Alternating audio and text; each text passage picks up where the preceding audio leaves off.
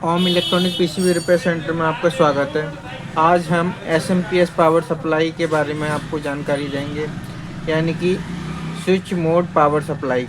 तो ये किस प्रकार से वर्क करती है और इसका जो है इलेक्ट्रॉनिक्स में महत्वपूर्ण भाग रहता है इसका।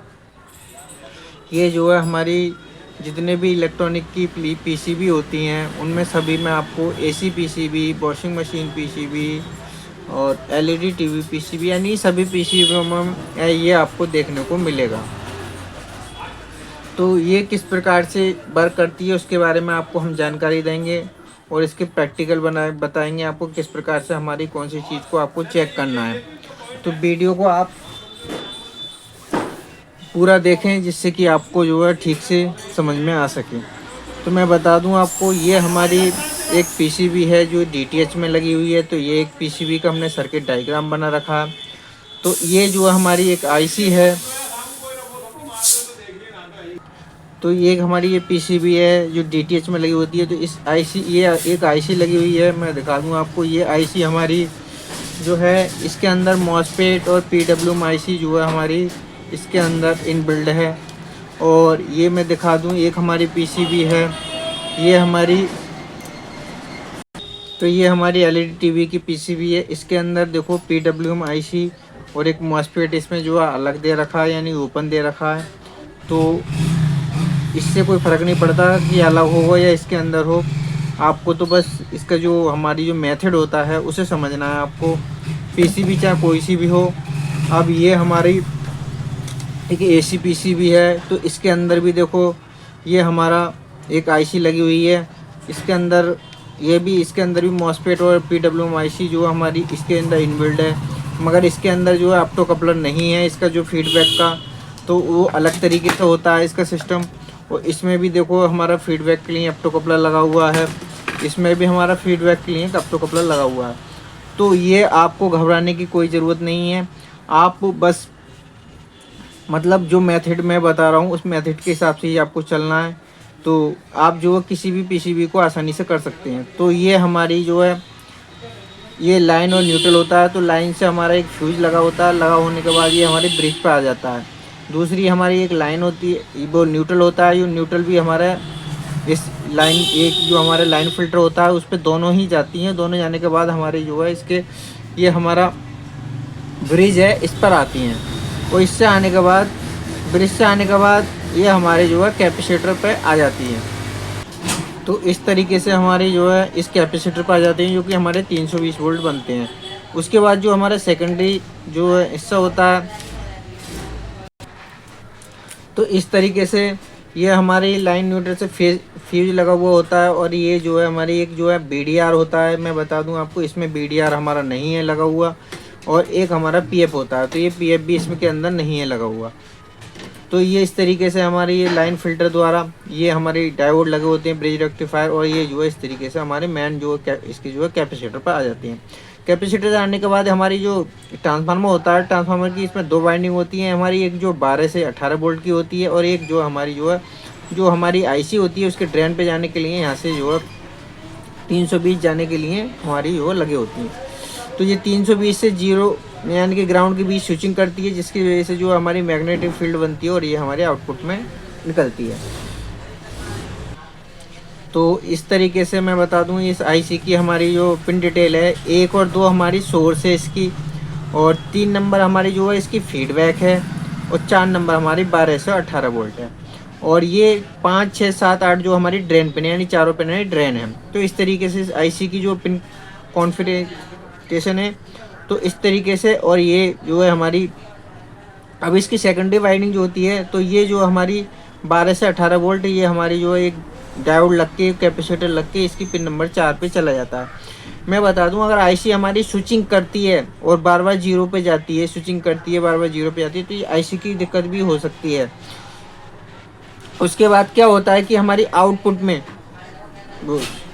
और एक सेक्शन हमारा ये होता है कि हमारी आईसी डालते खनी ये हमारी आईसी ख़राब हो जाती है, तो आपको ये डायोड और ये पीएफ और ये हमारी रेजिस्टेंस लगे होते हैं, इन्हें आपको चेक करना है। तो ये हमारे तीनों जो पार्ट्स हैं ये लगे हुए हैं, तो इन्हें आपको चेक करना है। आपके डालते खनी आईसी ख़राब हो जाती है, तो ये पार्ट्स में के कोई ख़राब होता है तभी ये जो हमारी आईसी ख़राब हो जाती है। तो ये पार्ट्स जो मैं बता दूँ आपको सभी पीसीबीओ में मिलेगा। ये हमारी जो है इस तरीके से, ये पीएफ है, ये दोनों चीज़ें, तो इस तरीके से सभी में लगभग ये आपको इस तरीके से पार्ट्स मिलेंगे। ये हमारी पीएफ रहा, ये डायोड रहा, ये रेजिस्टेंस रही, तो इस तरीके से आपको सभी में देखने को मिलेगा। तो इस तरीके से, और ये जो है फिर हमारी जो है आउटपुट, फिर ये आउटपुट जब निकालती है तो डायोड हमारे लगे होते हैं इसके अंदर। तो ये आउटपुट में हमारे ये डायोड लगे होते हैं। अब मैं तुम्हें बता दूं, अगर हमारी पीसीबी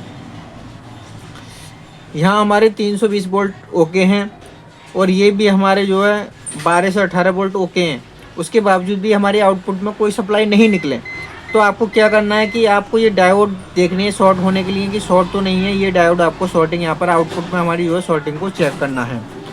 तो ये चेक करने के बाद अगर मान लो डायोड आपका शॉर्ट है तो आप उससे बदल के कि आपकी जो है सप्लाई जो ठीक हो जाएगी। उसके बाद क्या करना है आपको, अब हमारी जो है अगर मान लो हमारी क्या हो रहा है कि आईसी हमारी सप्लाई बनाती है और जो है जीरो हो जाती है, सप्लाई बनाती है जीरो हो जाती है, वोल्ट सप्लाई ज़्यादा बन जाती है, यानी कि सप्लाई जब ज़्यादा बन जाती है तो हमारा जो फीडबैक सेक्शन होता है तो उसे हम चेक करते हैं। तो फीडबैक सेक्शन में क्या होता है, TL431 होता है, यानी कि ये हमारा जो है जीनर वेरिएबल जीनर होता है ये।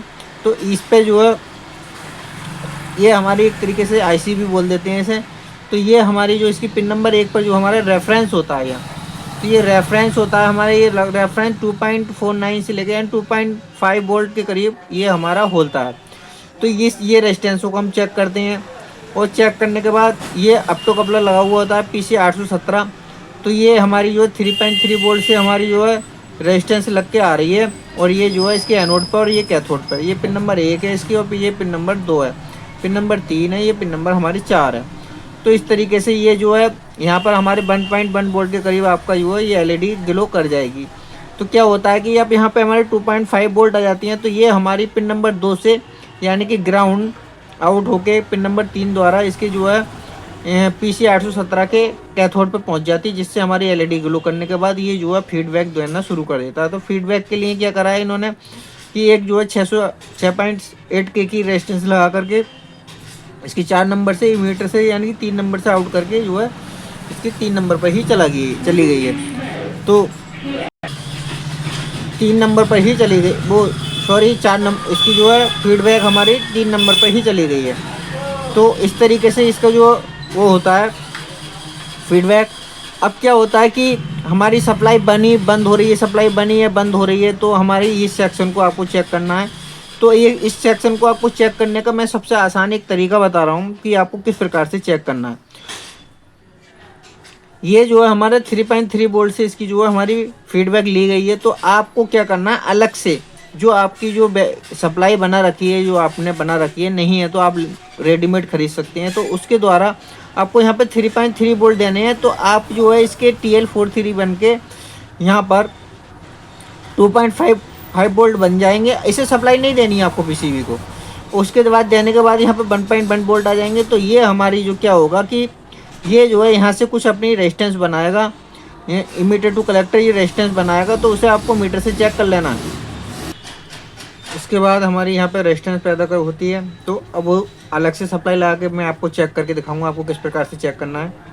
तो उससे हमें ये पता चल जाता है कि हमारी जो है आउटपुट में कमी है या हमारी आईसी में कमी है। अगर हमारे यहाँ पे फीडबैक बिल्कुल ठीक बनता है यानी कि रेजिस्टेंस बनती है, तो हमारे इधर का सेक्शन जो होता है ठीक होता है, और इधर हमारी आईसी जो है अगर स्विचिंग कर रही है बंद हो रही है, स्विचिंग कर रही है बंद कर रही है, तो हम आईसी को चेंज कर देते हैं। तो इस प्रकार से करना है। और मैं बता दूं आपको, किसी पीसी में आपको इस तरीके से सर्किट मिलेगा। ये जो पीसीबी है हमारी, तो इसमें जो सर्किट है वो हमारी, तो ये जो है इसके अंदर जो पीसीबी है, तो इसमें हमारी क्या हुआ कि आउटपुट से जो हमारी 18 वोल्ट की सप्लाई है वहाँ जीनर लगने के बाद ये हमारा एक एनपीएन ट्रांजिस्टर है। एनपीएन ट्रांजिस्टर द्वारा ये हमारी फीडबैक दी गई है इसे।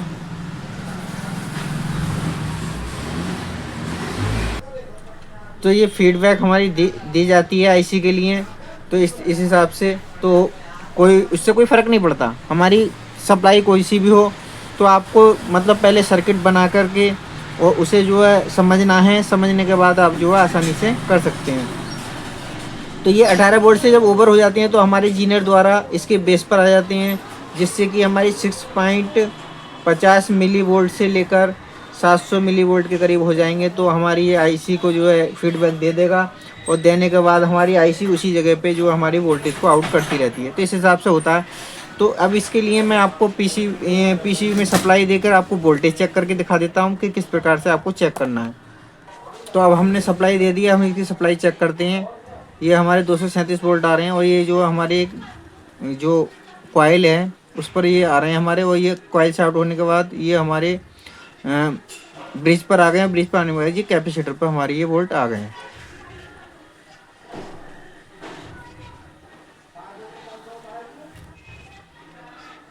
तो ये हमारे 327 वोल्ट आ गए हैं। तो ये चेक करने हैं आपको। दूसरे में बता दूं, जो हमारी इसकी जो प्राइमरी की जो सेकेंडरी वाइंडिंग है तो उस पर हमारे जो है 12 से 18 वोल्ट बोलते हैं, वो आपको चेक करने हैं। तो ये हमारे 12 से लगभग 13 वोल्ट के करीब हमारे ये बन रहे हैं। तो ये हो गया अब हमारा चेक। अब हम आउटपुट में चेक करेंगे इसे। तो आउटपुट में चेक करने के लिए ये हमारी 3.3 वोल्ट है इसकी। तो ये हमारी 3.3 वोल्ट आ रही है और ये हमारी जो और सप्लाइयाँ भी लगी हुई हैं। तो अगर ये सप्लाई नहीं बने तो डायोड अगर हमारा ख़राब होता है तो डायोड शॉर्ट के लिए आपको चेक करना है। उसके बाद हमारी ये जो है रेफरेंस पिन है, इसकी पिन नंबर 1 जो हमारी TL431। तो इसे ये जो है हमारी यहाँ पर हम ये 2.5 वोल्ट का जो हमारा रेफरेंस है वो दिया गया। ये हमारी इसकी जो है पिन नंबर 2 जो है ग्राउंड है, और ये ग्राउंड होने के बाद ये हमारी अप टू कपलर की इसकी पिन नंबर 2 पे चली जाएगी यहाँ से ये हमारी ग्राउंड। तो ये जो है हमारी ये TL431 जो हमें इधर जो है इसकी कैथोड पे आउट कर देगा, ये आउट कर देता है। तो अब हम TL431 के जो है हम यहाँ चेक करेंगे ये हमारे कितने वोल्ट हैं, जो मैंने बताया था। तो ये हमारे लगभग 1.1 वोल्ट के करीब हमारे जो है इस पर आ रहे हैं। और ये आउटपुट में आप चेक कर लेते हैं इसे। तो आउटपुट में हमारे जो है लगभग 7 वोल्ट आ रहे हैं। ये जो है स्विचिंग, ये जो हमारी कलेक्टर से मीटर की ओर जो है हमारी जो है इसकी पिन नंबर देखो 3 पर जो हमारा ये फीडबैक आ रहा है। ये हमारी पिन नंबर 3 की इसकी फीडबैक ये जो है हमारा इधर आ रहा। तो इस तरीके से ये जो हमारा सारा कुछ इसमें चेक करते हैं। ये हमारे 2.5 वोल्ट होते हैं तभी हमारा जो TL431 काम करता है। ये जो है हमारी 3.3 वोल्ट से हमारी जो एक रेजिस्टेंस लगकर मैं आपको चेक करा दूं। ये हमारी अगर हम इधर चेक करेंगे इसे तो ये हमारी इधर जो है 3.3 वोल्ट जो हमें जो है दिखाएगा। अब क्या करेंगे हम, अब इस सप्लाई को हम हटा देते हैं यहाँ से, और हटाने के बाद हम अपनी DC सप्लाई लगाने के बाद इसे चेक करेंगे। तो हमने ये एक सप्लाई ले ली है जिसमें कि हमारा इसे चेक करते हैं हम। ये हमारी 3.5 वोल्ट की जो सप्लाई हमने ले ली है। अब हम क्या करेंगे इसे, एक जो हमारा ये 3.3 वोल्ट का जो डायोड है उस पर लगा, ये हमारा 3.3 वोल्ट का डायोड है उस पर लगा लिया है हमने, और एक इसकी जो है हम ग्राउंड पे लगा देंगे। तो ग्राउंड पे लगा देते हैं, ये हमारी ग्राउंड हो गई। तो ये ग्राउंड पे लगाने के बाद तो अब हमने ये सप्लाई दे दी है, और सप्लाई देने के बाद मैं आपको चेक करके दिखा देता हूँ। ये हमारी जो है 3.5 वोल्ट दे दी है। अब इसके हम रेफरेंस पिन पे चेक करेंगे, पिन नंबर 1 पर। तो ये हमारे 2.5 वोल्ट बन चुके हैं, और ये जो है यहाँ पे चेक करेंगे इसके अप टू कपलर पर। तो अप टू कपलर पे चेक करने के बाद हमारे 1.1 वोल्ट जो हमारे आ रहे हैं। अब क्या है कि अब इधर चेक करेंगे हम, हमारी इधर रेजिस्टेंस कितनी बन रही है। तो क्योंकि ये डायोड ड्रॉप बताएगा हमारा, तो इधर आपको चेक करके दिखा देता हूँ मैं। तो ये हमारा इस जगह पर अपना जो ड्रॉपिंग दिखाएगा, तो ये अपनी जो है हमारी रेजिस्टेंस जो पैदा कर रहा है। और मैं बता दूं आपको, ये हम जो है यहाँ से जो है इसे हटा देते हैं एक बार। हटाने के बाद इस तरीके से आपको चेक करना है। अब हमारी किसी तरीके की कोई भी वैल्यू नहीं आ रही है, और ये हम लगा देंगे इसमें। ये अब लगाने के बाद ये अपनी जो है इसकी जो हमारे ये ऑप्टो कपलर है, इसके इमीटर टू कलेक्टर जो हमारी जो है ये स्विचिंग कर रहा है। तो इस तरीके से आप जो है इसे जो है बिना इसे सप्लाई दिए आपके इसका जो है सेकेंडरी से जो हमारा हिस्सा है, इतने हिस्से को बस 2 बार तार लगाने से ये मतलब हमारी सप्लाई देने से ही पता चल जाएगा कि इधर का हमारा सेक्शन बिल्कुल ओके है। यहाँ तक जो हमें पता चल गया, अब रह के गई हमारी आईसी रह गई। अगर हमारी इतना सेक्शन ओके होने के बाद अगर हमारी आईसी काम नहीं करे तो इस आईसी को आपको चेंज कर देना। तो इस हिसाब से हम जो 2 विभागों में बांटने के बाद पता चल जाता है कि हमारी जो है प्राइमरी में कमी है या सेकेंडरी में कमी है। शॉर्ट के लिए आपको डायोडों को चेक करना है। तो इस तरीके से आपको जो है हमारी पावर सप्लाई को चेक करना है। तो ऐसे ही सारी पावर सप्लाइयों को मैं चेक करता हूँ, जिससे कि हमें आसानी से ही सप्लाई देने से पता चल जाता है कि हमारी प्राइमरी में कमी है, सेकेंडरी में कमी है। तो इस तरीके से आप भी इस फार्मूले को अपनाएं, जिससे कि आप आसानी से पता कर लें कि हमारी जो है किधर किस सेक्शन में कमी है। मैं आपको बता दूं, फीडबैक को आपको ध्यान से देखना है कि हमारे फीडबैक जो है हमारी इस TL431 की कौन सी पिन से आ रही है। ये 3.3 वोल्ट की जगह पे आपको 15 वोल्ट भी हो सकते हैं, या फिर 12 वोल्ट भी हो सकते हैं, या आपके 5 वोल्ट भी हो सकते हैं फीडबैक के। तो ये आपको पता होना चाहिए कि हमारी फीडबैक कौन सी सप्लाई से आ रही है। तो इस तरीके से जो है सप्लाई को आपको चेक करना है। तो वीडियो अच्छी लगी है भाई लोगों तो आप कमेंट करें, सब्सक्राइब करें। अगर और दूसरी सप्लाई के लिए आपको समझना है तो उसके लिए भी आप जो कमेंट कर सकते हैं। तो वीडियो पूरी देखने के लिए धन्यवाद। जय हिंद, जय भारत।